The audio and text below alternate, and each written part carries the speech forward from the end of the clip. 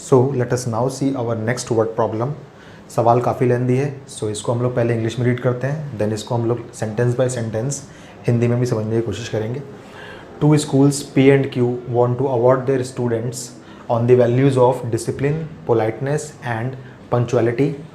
The school P wants to award rupee X, Y and Z each for the three respective values to its 3, 2 and 1 students with the total award of money as rupees 1000. ठीक है। School Q wants to spend rupees 1500 to award its 4, 1 and 3 students on the respective values, जो हमारे पास values given है ये वाली, by giving the same award money for the 3 values as before, यानी कि ये भी अपने बच्चों को रुपी X, Y and Z देना चाहता है इन सारे वैल्यूज़ के लिए। ओके ठीक है। If the total amount of award for one prize on each value is rupees 600, then we have to find the award money for each value. Okay so इस सवाल में पहले से ही हमें वेरिएबल्स ऑलरेडी दिए हुए हैं। ठीक है। सो x क्या है? x है amount given for the value discipline, y है हमारे पास amount given for the value politeness and z है हमारे पास amount given for the value punctuality. Okay so इस सवाल को हिंदी में देखते हैं। कोई स्कूल दो हैं हमारे पास P and Q जो अपने बच्चों को अवार्ड देना चाहते हैं डिसिप्लिन के ऊपर, पोलाइटनेस के ऊपर और पंक्चुअलिटी के ऊपर। डिसिप्लिन के ऊपर वो रुपीज़ X देते हैं हर बच्चे को, पोलाइटनेस के ऊपर वो रुपीज़ Y देते हैं हर बच्चे को और पंक्चुअलिटी के ऊपर वो रुपीज़ Z देते हैं हर बच्चे को। ठीक है। ओके देन स्कूल P ने अपने 3, 2 और 1 बच्चों को रिवॉर्ड दिया डिसिप्लिन के ऊपर, पोलाइटनेस के ऊपर एंड पंक्चुअलिटी के ऊपर। ठीक है।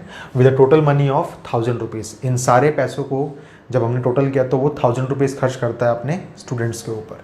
सिमिलरली एक और स्कूल है हमारे पास Q जो टोटल अमाउंट खर्च करता है 1500 और 4 बच्चों को वो डिसिप्लिन के ऊपर अवार्ड देता है, 1 बच्चे को वो पोलाइटनेस के ऊपर अवार्ड देता है एंड 3 बच्चों को वो पंक्चुअलिटी के ऊपर अवार्ड देता है और सेम अमाउंट देता है X, Y and Z as जैसा हमने पहले दिया था। ठीक है।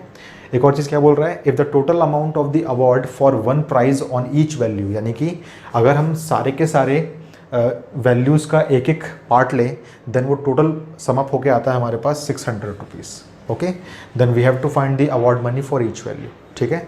सबसे पहले हम लोग मानेंगे let rupee X is given for the value discipline, let rupee Y is given for the value politeness and rupees Z is given for the value punctuality. So हमने ये सब कुछ लिख लिया। X, Y and Z actual में क्या क्या है हमने सब कुछ लिख लिया। Then according to problem statement क्या क्या है देखिए हमारे पास। सो 3 बच्चों को डिसिप्लिन के ऊपर पैसा मिलता है यानी कि 3 इंटू एक्स करना पड़ेगा हमें। 3x plus 2y plus only Z should be equals to total जो खर्चा करता है स्कूल P वो करता है रुपीज़ 1000 का। देन स्कूल Q भी खर्चा करता है 1500 का। सो ये हो जाएगा 1500, लेकिन कितने बच्चों को अवार्ड देता है देखिए 4 डिसिप्लिन के लिए, 1 पोलाइटनेस के लिए और 3 पंक्चुअलिटी के लिए। सो ये हो जाएगा 4x plus only y and plus 3z should be equals to 1500। Also एक और चीज़ देखिए, हर एक अवार्ड का अगर हम प्राइस को सम कर दें देन हमारे पास 600 होना चाहिए, यानी कि x plus Y plus z is equals to 600 होना चाहिए। सो हम बोलेंगे the above system of equations can be represented in matrix form as ax equals to b where a is what, a हमारे पास सारी की सारी कोफिशिएंट्स वाली matrix होगी जो होगी 3, 2, 1, 4, 1, 3 एंड 1, 1, 1। ओके x हमारे पास क्या होगी, सारे वेरिएबल्स वाली मैट्रिक्स यानी कि x, y, z and b हमारे पास क्या होगा तो सारा का सारा RHS वाला पार्ट यानी कि 1000, 1500 एंड 600। ओके सो सबसे पहला काम हमारा क्या होता है, सबसे पहला काम हमारा होता है डिटर्मिनेंट ऑफ a को फाइंड करना। सो इस डिटर्मिनेंट को सॉल्व करना है आपको।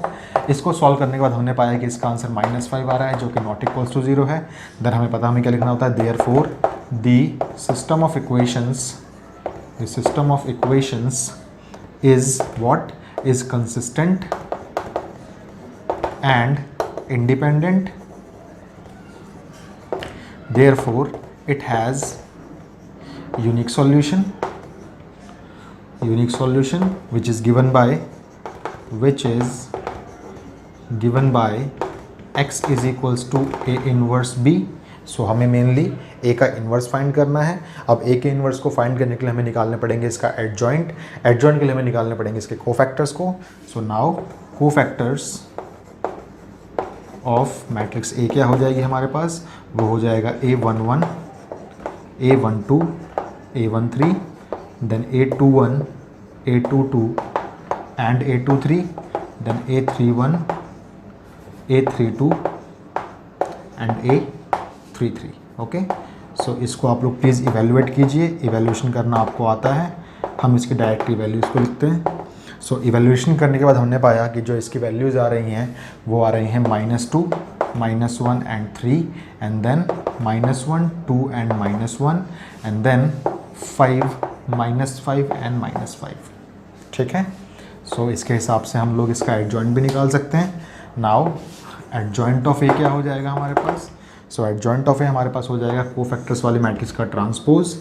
सो हम लोग ट्रांसपोज क्या करेंगे, हम लोग ऐसे नहीं लिखेंगे अपने मैट्रिक्स को, हम लोग ऐसे लिख देंगे। सो ये हो जाएगा -2, -1, 5, then -1, 2 and -5, and then 3, -1 and -5। So ये हमारे पास एडजॉइंट आ गया।